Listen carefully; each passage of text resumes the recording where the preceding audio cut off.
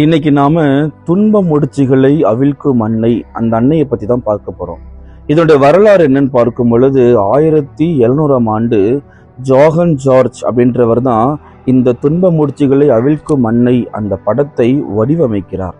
இவருக்கு எங்க இருந்து இந்த ஞானம் வருதுன்னு பார்க்கும் பொழுது 2ஆம் நூற்றாண்டுல வாழ்ந்த செயின்ட் எரோனியஸ் அவருடைய வார்த்தைகளிலிருந்து தான் இவர் இந்த அன்னையை வடிவமைக்கிறார்.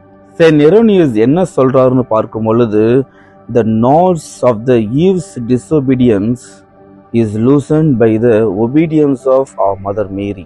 அதாவது ஏவாள் தன்னுடைய கீழ்ப்படியாமையினால் போட்ட முடிச்சுகளை அன்னை மரியாள் தன்னுடைய கீழ்ப்படிதலினால் அவிழ்க்கிறார். அதனாலதான் அன்னை மரியாளை துன்ப முடிச்சுகளை அவிழ்க்கும் அன்னை என்று நாம் அழைக்கிறோம்.